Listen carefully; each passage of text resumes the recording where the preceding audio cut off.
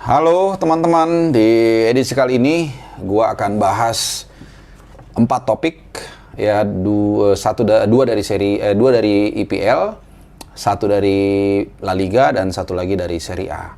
Nah, yang dua pertama dari IPL tentunya kemungkinan lu udah bisa menebak, yaitu kekalahan MU di Old Trafford dengan skor 0-5 ya. Nah, ini luar biasa. Karena mungkin lu udah banyak ya mendengar data-data, analisa, ya ataupun bahkan meme soal kekalahan yang memalukan ini. Tapi gue akan mau mengambil 2 angle. Ya, angle yang pertama adalah soal tactician atau game plan. Nah, ini yang sebenarnya gue pernah ngomong ya, bahwa Harry Maguire di sebuah talk show gue mengatakan Harry Maguire ini busuk. Ya, ini sebenarnya hanya istilah aja, hanya terminologi. Ya sebenarnya gue hanya mau mengatakan bahwa Harry Maguire ini memang nggak layak untuk dihargai dengan sedemikian rupa dengan label the most expensive defender in the world, ya kan. Ininya titik tariknya. Kalau dia bukan back termahal di dunia, let's say 30-40 juta pound di transfer, mungkin it's okay ya dengan penampilan seperti itu.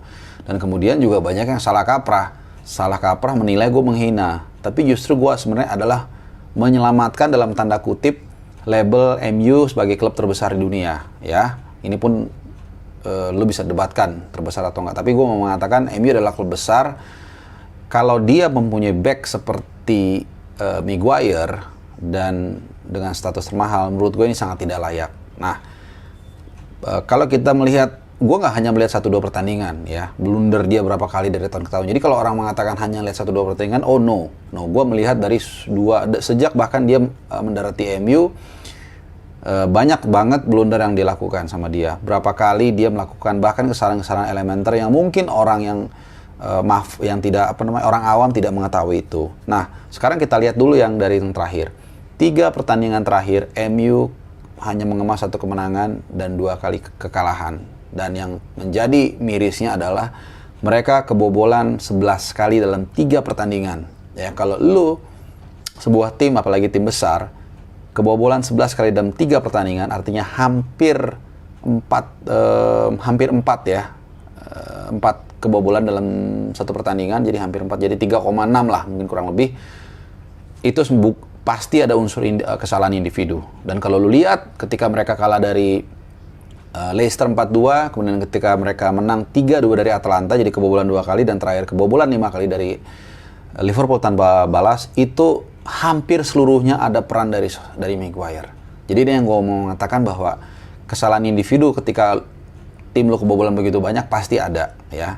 Nah, terus yang kedua, tahun lalu betul MU memang finish di peringkat kedua ya, tapi jangan salah, penampilan MU dalam 2 musim lalu, jadi musim lalu dan 2 musim lalu itu tidak lepas karena peran dari Bruno Fernandes yang memang mengubah ya alur permainan dari MU menjadi agresif dan menjadi tajam dengan umpan-umpannya. Kemudian juga ada Greenwood yang semakin matang, dan juga ada Rashford juga yang dalam beberapa kesempatan bisa menjadi savior dari MU. Nah, sementara di belakang ada data ya, gue memang waktu itu gue kulik tapi belum gue sempat share.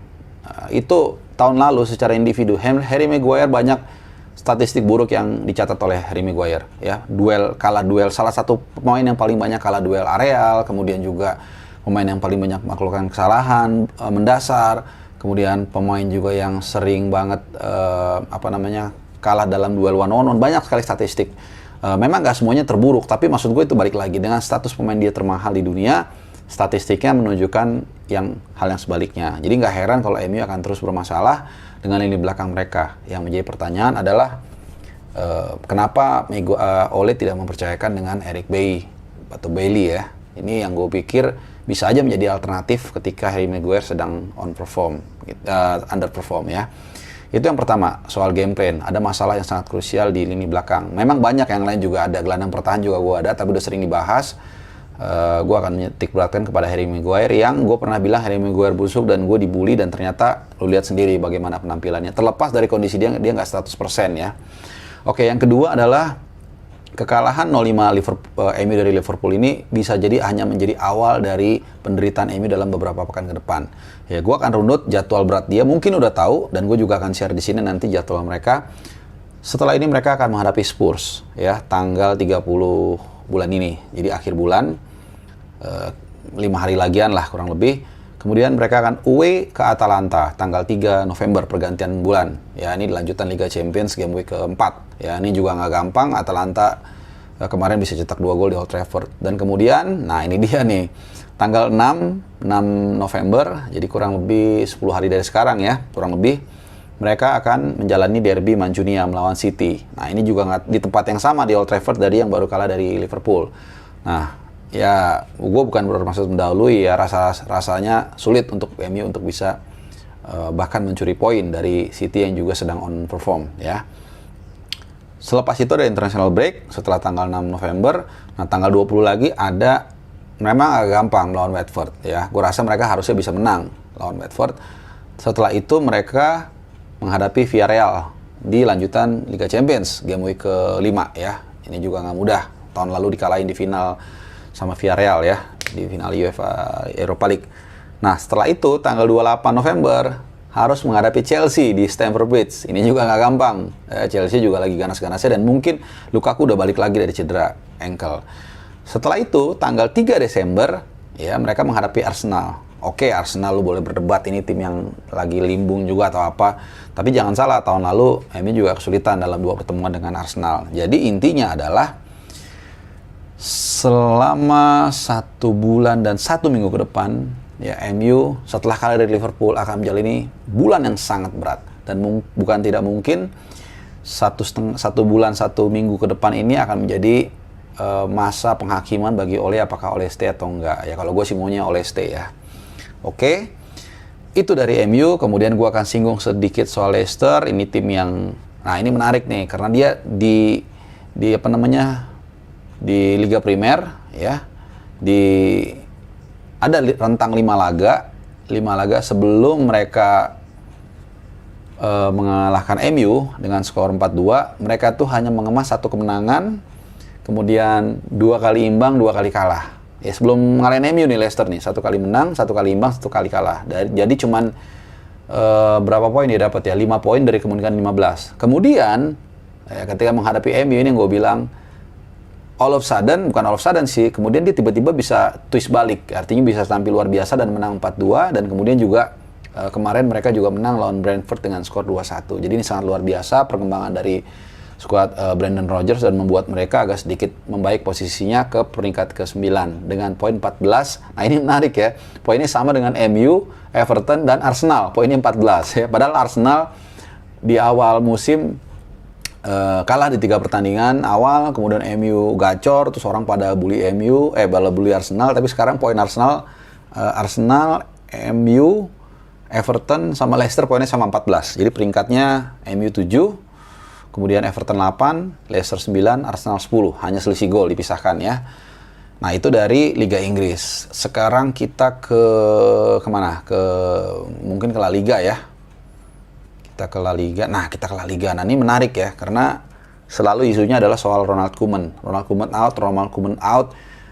Kemudian juga kemarin habis pertandingan El Clasico lawan Madrid, mobilnya Koeman dihadang oleh fans yang nggak puas dengan penampilan Barcelona. Tapi di sini gue akan berbeda pendapat, dan dalam beberapa kesempatan gue juga mengatakan gue adalah orang yang mengatakan bukan ingin atau enggak ya, tapi Koeman gue rasa tidak akan out dalam waktu dekat ya.